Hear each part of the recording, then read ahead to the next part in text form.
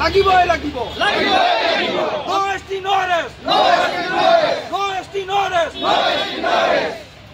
জনজাতি আমার জন্মগত অধিকার জনজাতি আমার জন্মগত অধিকার আহয়া আহয়া আহয়া নো এসটি নো আরএস জয় আয়খো জয় আয়খো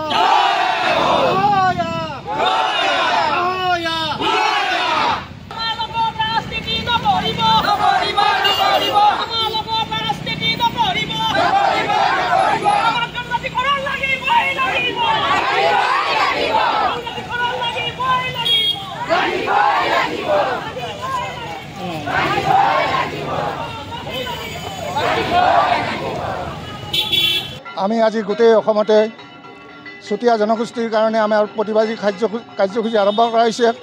গোটেই অসমত বিভিন্ন জিলাত আজি এই একেধৰণে পালন কৰা হৈছে। আমাৰ চুতীয়াসকলক জনজাতিকৰণ দিম বুলি চৰকাৰে প্ৰতিশ্ৰুতি দিও আজিলৈকে আমাক চৰকাৰে প্ৰতাৰণা কৰি আছে। বিগত কংগ্ৰেছে 15 বছৰ নেতৃত্ব চৰকাৰ চলাই যোৱাৰ পিছতো বৰ্তমান বিজেপি চৰকাৰ ক্ষমতালৈ অহাৰ আগতে 6 মাহৰ ভিতৰত আমাৰ জনজাতিকৰণ দিম বুলি কৈছিলে, তথাপি আজিলৈকে জনজাতিকৰণ নিদিলে, দিয়া নাই। এতিয়ালৈকে আমি দাবী জনাইছোঁ আজি এই আৰু 3-4 মাহ আছে, 3-4 মাহৰ ভিতৰত যদি আমাৰ জনজাতিকৰণ নিদিয়ে তেতিয়াহ'লে আমি বৃহত্তৰ আন্দোলন কাৰ্যসূচী হাতত লৈছোঁ। এতিয়া আমাৰ বিভিন্ন চুতীয়া জাতি সন্মিলন তথা জিলা সন্মিলন, যুৱক ছাত্ৰ সকলোৱে আমি একত্ৰিত হৈ মহিলা সন্মিলন একত্ৰিত হৈ আমি আজি এই কাৰ্যসূচী পালন কৰিবলৈ আহিছোঁ। যিহেতু আমাৰ প্ৰাপ্য দাবী, যিহেতু আমাৰ আজি জন্মলগ্নৰ পৰা আমি ভূমিপুত্ৰ চুতীয়া আৰু আমাৰ জনজাতিকৰণ লাগিবই। যিকোনো প্ৰকাৰে আমি চৰকাৰক বাধ্য কৰাব লাগিব যেন আমাক জনজাতিকৰণ দিবলৈ বুলি। ইয়াৰ উপৰিও আমি বিভিন্ন সময়ত আমি প্ৰতিবাদ জনাই আহিছোঁ, তথাপি চৰকাৰে আমাক আওকাণ কৰি আছে, আমাক কোনো গুৰুত্ব দিয়া নাই।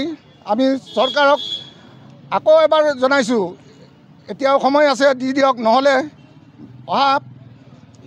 অহা ইলেকশ্যনত যিহেতু 2026 বিধানসভা ইলেকশ্যন হ'ব, তেতিয়াহ'লে আমাৰ সদৌ চুতীয়া জাতি সন্মিলন বা সদৌ চুতীয়া যি আমাৰ জনসংখ্যা আছে বিভিন্ন জিলাত, সকলোৱে আমি চৰকাৰ বিৰুদ্ধে যাবলৈ বাধ্য হ'ম।